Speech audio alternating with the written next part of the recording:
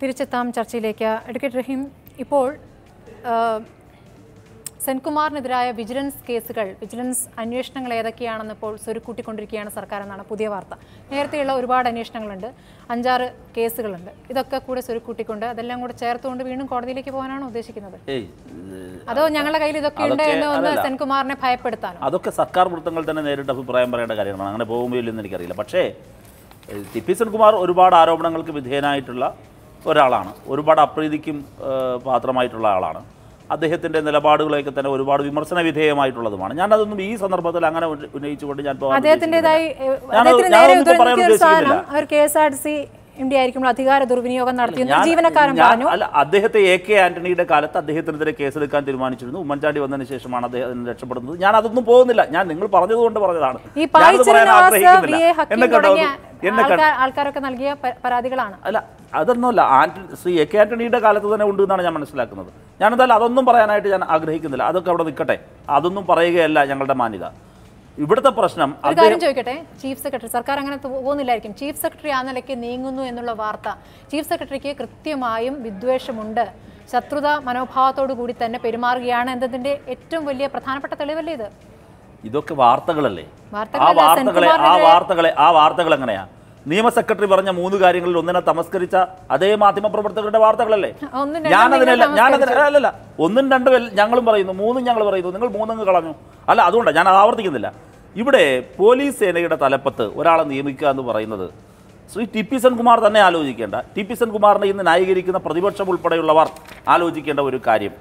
നിങ്ങൾ നോക്കൂ, ഒരു പോലീസ് സേനയുടെ തലപ്പത്ത് സർക്കാരുമായി നേരിട്ട് ഏറ്റുമുട്ടി വരുന്ന ഒരാൾ ഇരിക്കുന്നത് ജനാധിപത്യ സംവിധാനത്തിന് ഭൂഷണമാണോ? സംസ്ഥാനത്തിന് ഭൂഷണമാണോ? പോലീസ് എന്ന് പറയുന്നത് സർക്കാരിന്, ഓരോ സർക്കാരിനും പോലീസിൽ ഒരു നയമുണ്ട്, ഒരു ആറ്റിറ്റ്യൂഡുണ്ട്. ആ ആറ്റിറ്റ്യൂഡിനോട് ഏറ്റുമുട്ടി നിൽക്കുന്ന ഒരാൾ, ആ ആൾ നിയമിക്കാൻ പറ്റും. ഇപ്പോൾ ഉദാഹരണം ഞാൻ പറയാം. ഇപ്പോൾ UAPA കേസുകൾ ചുമത്തുന്നതുമായി ബന്ധപ്പെട്ട് UDF സർക്കാരിൻ്റെ നയമല്ല ഞങ്ങളുടെ നയം. ഞങ്ങളുടെ നയം മാറിയതറിയാതെ UAPA ചുമത്തിയ കേസുകളാണ് ഞങ്ങൾ പുനഃപരിശോധന നടത്തി മാറ്റിയത്. ശ്രീ ടി.പി. സെൻകുമാർ വരുന്നു, അദ്ദേഹം എങ്ങനെ ഇതിനെ കൈകാര്യം ചെയ്യും? ഇപ്പോൾ പെമ്പിളൈ ഒരുമ ഈ സമരം നടക്കുന്നു, ഒരു സമരത്തെ എങ്ങനെ കൈകാര്യം ചെയ്യണം? അത് UDF സർക്കാരിൻ്റെ നയമായിരിക്കില്ല LDF സർക്കാരിൻ്റെ നയം. ഇപ്പോൾ മുത്തങ്ങയിൽ UDFിൻ്റെ കാലത്ത് പോലീസ് നടത്തിയ നീക്കമുണ്ട്, അത് UDF സർക്കാരിൻ്റെ നയമതായിരുന്നത് കൊണ്ടാണ് സമരങ്ങളെ നേരിടുന്നത്. പക്ഷേ ഞങ്ങളുടെ കാലത്ത് അങ്ങനെ ആകണമെന്നില്ല.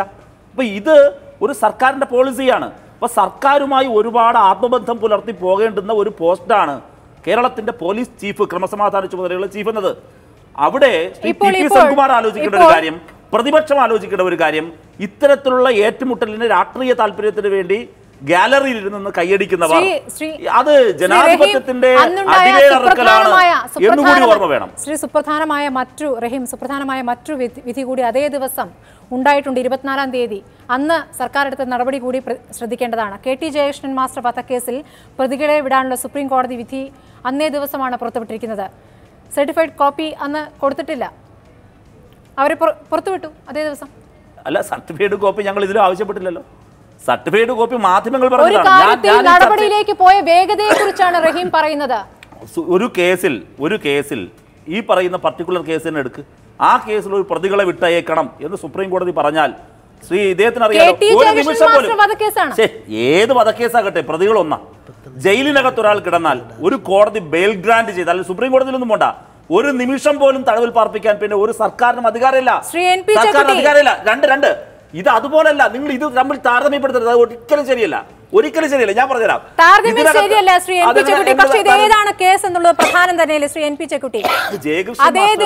അതേ ദിവസം ഉണ്ടായ ഒരു വിധിയാണ്, അത് എത്ര വേഗം സർക്കാർ നടപ്പാക്കി എന്നുള്ളത് പ്രധാനം തന്നെയല്ലേ? തീർച്ചയായും സർക്കാർ വിധി നടപ്പിലാക്കുന്നത് നടപടിക്രമങ്ങൾ സ്പീഡ് ചെയ്യുന്ന വളരെ നല്ല കാര്യമാണ്. സർക്കാർ ചെയ്യേണ്ടത് അതാണ്. സർക്കാർ ഇങ്ങനെ ഫയലുകൾ, പിണറായി ആദ്യം വന്ന സമയത്ത് ആദ്യം ഉദ്യോഗസ്ഥരെ വിളിച്ച് പറഞ്ഞത് ഒരു കാരണവശാലും ഒരു ഫയലും ഡിലേ ആക്കാൻ പാടില്ല, കാര്യങ്ങൾ വളരെ ശീഘ്രഗതിയിൽ നടക്കണം എന്നുള്ളതാണ്. അത് ഒരു കാര്യത്തിൽ നടന്നു, ചില കാര്യത്തിൽ നടന്നില്ല. അപ്പോൾ അതിൽ സെൻകുമാറിൻ്റെ വിഷയത്തിൽ എനിക്ക് തോന്നുന്നത് CPM വളരെ, പ്രത്യേകിച്ച് മുഖ്യമന്ത്രി രാഷ്ട്രീയമായിട്ട് സ്വയം ഒരു കുഴിയിലേക്ക് ചാടാനുള്ള ശ്രമത്തിലാണ്.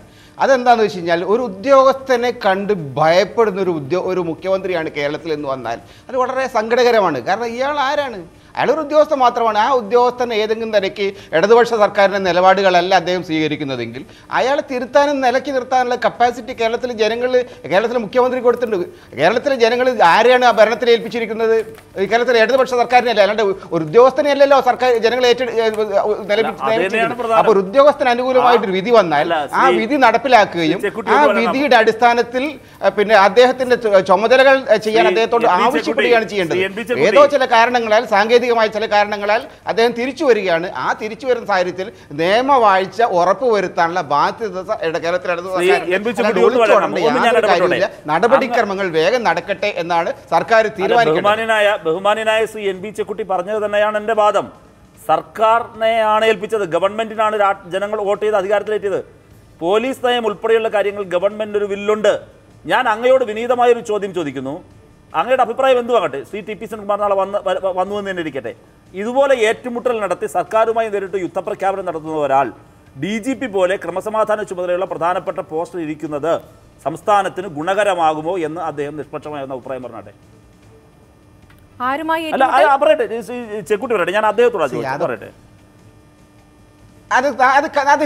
നമ്മൾ എന്താ പറയുക, ഒരു വിഷയത്തിൽ ഒരു മുൻകൂട്ടി ഒരു നിലപാടെടുക്കേണ്ട കാര്യമില്ല. ഒരു ഉദ്യോഗസ്ഥൻ, അയാൾ വളരെ സീനിയർ ആയിട്ടൊരു ഓഫീസറാണ്, ദീർഘകാലം പദവിയിലിരുന്ന ആളാണ്.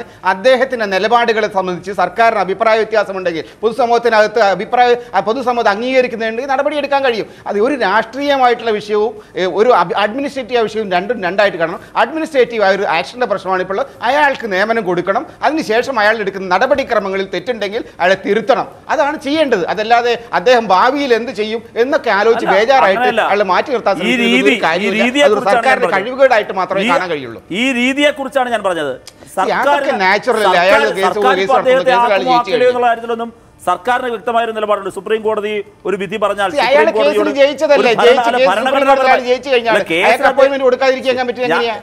യാതൊരു ന്യായമില്ല. സർക്കാരിന്റെ ഭാഗത്ത് ഇപ്പൊ എടുക്കുന്ന നിലപാടുകൾക്ക് യാതൊരു ന്യായീകരണമുണ്ട്. ന്യായീകരണം എങ്ങനെയാണ് ഉണ്ടാകുന്നത്? അദ്ദേഹം ട്രിബ്യൂണലിൽ പോകുന്നു, ട്രിബ്യൂണലിൽ തോറ്റു, അതുകൊണ്ട് നിന്നില്ലല്ലോ അദ്ദേഹം ഹൈക്കോടതിയിൽ പോയി, ഹൈക്കോടതിയിലും സർക്കാർ ജയിച്ചു, നിന്നില്ലല്ലോ അദ്ദേഹം നേരെ ഇവിടെ പോയി സുപ്രീം കോടതി പോയി. അവിടെ തന്നെ നല്ലതാണേ, നല്ല അദ്ദേഹം ഒരു തവണ കൂടി സുപ്രീം കോടതിയിൽ നിന്ന് ഒരു സ്ട്രിക്ചർ വാങ്ങാനാണ് സർക്കാരിന്റെ നീക്കം. അത് സർക്കാർ വാങ്ങിക്കാന്നാണ്, വേറെ വഴിയൊന്നും പറയാനില്ല കാര്യത്തിൽ. സർക്കാർ അനാവശ്യമായി ഒരു കൊട്ടുകൂടി തലയ്ക്ക് വാങ്ങാനുള്ള നിലപാടിലേക്കാണ് പോകുന്നത്. Shri N P Chekkutty, Shri T P Senkumar വന്നാൽ അത് ഒരു ഏറ്റുമുട്ടലിലേക്ക് പോകുമെന്ന മുൻവിധി എനിക്ക് വേണ്ട എന്ന് എന്നോട് അങ്ങ് ഉപദേശിച്ചല്ലോ. അങ്ങയോട് ഞാൻ പറയുന്നു, അങ്ങെന്തിനാ ഈ കാര്യത്തിൽ മുൻവിധി? സുപ്രീം കോടതി പോയാലും സർക്കാർ പരാജയപ്പെടുമെന്ന് അങ്ങേക്ക് എങ്ങനെ മുൻവിധി എടുക്കാൻ പറ്റും? ആദ്യം പറഞ്ഞാൽ മുൻവിധിയില്ല, ഇതിലും മുൻവിധി വേണ്ട. നമുക്ക് ഇരുകൂട്ടർക്ക് മുൻവിധി വേണ്ട. കഴിഞ്ഞ ആഴ്ച വന്ന വിധി വായിച്ചു നോക്കിയാൽ അറിയാം സുപ്രീം കോടതിയുടെ മനസ്സെന്താണ്. അത് മാറി ചിന്തിക്കാൻ ഒരു സാധ്യതയും ഇതില്ല. അഭിപ്രായം കിട്ടാനുണ്ട്. ഇതുമായി ബന്ധപ്പെട്ട സുപ്രീം കോടതിയിലെ സീനിയർ കൗൺസിൽസിന്റെ അഭിപ്രായം കിട്ടാനുണ്ട്. സർക്കാർ ഉചിതമായ നിലപാടെടുക്കും. സുപ്രീം കോടതിയോട് ഏറ്റുമുട്ടാനോ രാജ്യത്തെ നിയമവാഴ്ചയെ വെല്ലുവിളിക്കാനോ ഈ സർക്കാർ ആളല്ല. സർക്കാരിന്റെ അവധിക്ക് മുമ്പ് ചെയ്യണേ. അല്ല, ഇതിനകത്ത് കോടതി അവധി ഉണ്ടെങ്കിൽ കോടതിക്ക് അതിൻ്റെതായ എല്ലായ്പ്പോഴും നിയമ സംവിധാനം അവധിയിലൊന്നും പോവില്ല. നിയമ സംവിധാനം സാങ്കേതികമാണ്. സുപ്രീം കോടതി ഉത്തരവ് വരുന്നത് 24-ാം തീയതിയാണ്, അതായത് കഴിഞ്ഞ തിങ്കളാഴ്ച. 26-ാം തീയതി സഭയിൽ മുഖ്യമന്ത്രി നടത്തിയ ഒരു പ്രതികരണം, അതിനെ എങ്ങനെ വേണം കാണാൻ? സർക്കാർ പറയുന്ന കാര്യങ്ങൾ നടപ്പാക്കാത്ത ഉദ്യോഗസ്ഥർ ആ കസേരയിൽ ഇരിക്കില്ല എന്ന് പിണറായി വിജയൻ പറഞ്ഞത് ഒരു തരത്തിൽ സുപ്രീം കോടതിയെ വെല്ലുവിളിക്കുന്നതിന് തുല്യമല്ലേ?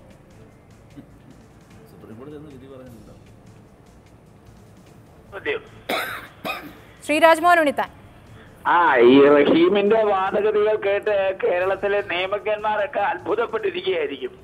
ഇനി അവസാനം സകല നിയമോപദേശം കിട്ടിക്കഴിഞ്ഞാൽ MM മണിയുടെ ഉപദേശം കൂടി സ്വീകരിക്കേണ്ട അവസ്ഥയിലേക്ക് ഗവൺമെന്റ് പോകേണ്ടി വരും.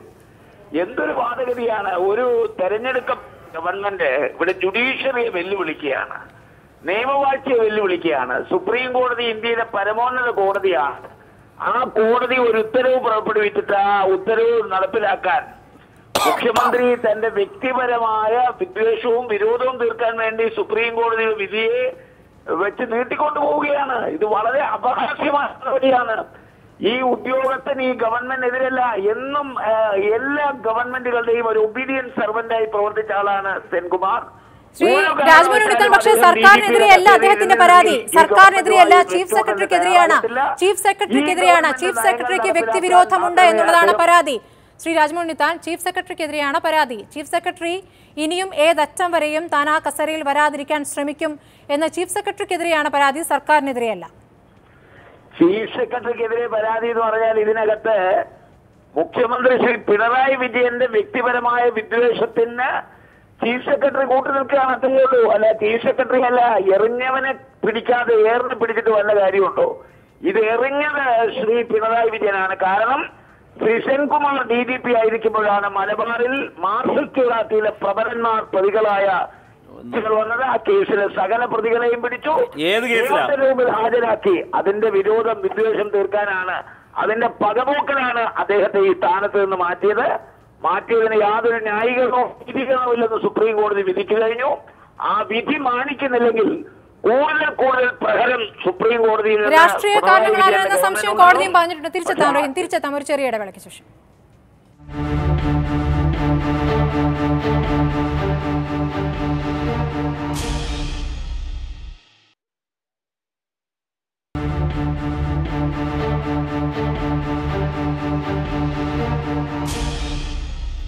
തിരിച്ചെത്താം. ഇനി വെറും 1.5 മിനിറ്റ് മാത്രം. ശ്രീധരൻപിള്ള, സെൻകുമാറിന്റെ നിയമനത്തിൽ പിഴവുണ്ടെന്ന സർക്കാർ ആരോപണം സുപ്രീം കോടതി തള്ളിയിട്ടില്ല. അങ്ങനെ ഒരു ആരോപണം പോലെയാണ് കാര്യങ്ങളെങ്കിൽ ദൈവത്തിന്റെ സ്വന്തം നാടിനെ ആർക്കും രക്ഷിക്കാനാവില്ല എന്ന് ആണ് കോടതി പറഞ്ഞത്. അതിലൊരു വിസ്തീർണം തേടൽ സർക്കാരിന് സാധ്യമല്ലേ? ഒരിക്കലും സാധിക്കില്ല. കാരണം ഈ റിവ്യൂ, റഹീം പറഞ്ഞ ചെറിയ തെറ്റുണ്ട്. കാരണം റിവ്യൂ കൊടുക്കാനുള്ള അതൊരു അവകാശമല്ല. റിവ്യൂ അപ്പാരൻറ്റ് ഫേസിൽ എന്തെങ്കിലും ഒരു ഡിഫക്റ്റ് ഉണ്ടെങ്കിലേ പറ്റുള്ളൂ. അതുകൊണ്ട് അതൊരു അവകാശമല്ല. രണ്ടാമത് ഞാൻ പറയാം, ഇതൊരു ഭയമാണ്. ഈ ഭയം ഒരു രോഗമാണ്. ഞാൻ ചോദിക്കട്ടെ, ഇപ്പം DGP ആയിട്ട് 2 മാസം അദ്ദേഹം ഇരുന്നാൽ ഈ സർക്കാരും ഈ എവിടെയാണ് നമ്മുടെ CRPCയിലോ പോലീസ് മാനുവലിലോ അല്ലെങ്കിൽ പോലീസ് നിയമത്തിലോ കേരള പോലീസ് നിയമത്തിലോ എവിടെയാണ് ഒരു DGP ആയിട്ടിരിക്കുന്ന ഒരാളെല്ലാം പരമാധികാരിയാണ്? ബന്ധപ്പെട്ട ഗവൺമെൻറ് അസൈൻ ചെയ്ത് കൊടുക്കുന്ന വർക്കേ അവർക്ക് ചെയ്യേണ്ടതുള്ളൂ. അഡീഷണൽ DGPമാരുണ്ടെങ്കിൽ DGPമാർക്ക് ആ വർക്ക് ഏൽപ്പിച്ച് കൊടുക്കുക. ഇതൊക്കെ ഉണ്ട്. അതുകൊണ്ട് ഈ ഭയപ്പാടിലൂടെ ഇതെല്ലാം മണ്ടത്തരങ്ങളാണ്. ആവശ്യമില്ലാത്ത വിവാദങ്ങൾ ഇരന്നു വാങ്ങുകയാണ് കേരള. ഞാൻ ഉപദേശിക്കുകയല്ല, ഞാൻ ആ സർക്കാരെ എതിർക്കുന്നയാളാണ്. ഈ ഇരന്നു വാങ്ങുന്ന ഒരു സ്ഥിതിവിശേഷമാണ് ഇതൊക്കെ. അവിടെ കയറി ആ കസേര 2 മാസം അദ്ദേഹം ഇരുന്ന് കഴിഞ്ഞാൽ ഉടനെ എല്ലാം അങ്ങനെ പോകും. ഒരു ദുരഭിമാനത്തിൻ്റെ രീതി ഒഴിവാക്കണം. കാരണം ഹൃദയവിശാലതയാണ് ഇത്തരം സ്ഥാനങ്ങളിൽ വരുന്ന ആൾക്കാർക്ക് വേണ്ടത്, CPMന് വേണ്ടത്. അങ്ങനെയാണ് ഈ പ്രശ്നം പരിഹരിക്കാവുന്നതാണ്. ഇതിപ്പോൾ ഒരു തർക്കമാക്കുന്നതുകൊണ്ട് ആർക്കാണ് നേട്ടം? എന്തായാലും സർക്കാരിന് കോട്ടമല്ലാതെ ഒരാൾ പോലും ഇതിന്റെ പേരിൽ. അതുകൊണ്ട് അവർക്കെല്ലാം പക്വത ഉണ്ടാകട്ടെ. ഈ ഭയമുള്ളത് കൊണ്ടാണോ UP യോഗി ആദിത്യനാഥ് അവിടുത്തെ DGP മാറ്റിയത്? ഈ ഭയമുള്ളത് കൊണ്ടാണോ വിദേശ സെക്രട്ടറിയെ ഒരു സ്വതന്ത്ര ഭാരതത്തിന്റെ ചരിത്രത്തിൽ ശ്രീ നരേന്ദ്രമോദി മാറ്റിയത്? ആഭ്യന്തര സെക്രട്ടറി, കേന്ദ്ര ആഭ്യന്തര സെക്രട്ടറിയെ മാറ്റിയത്?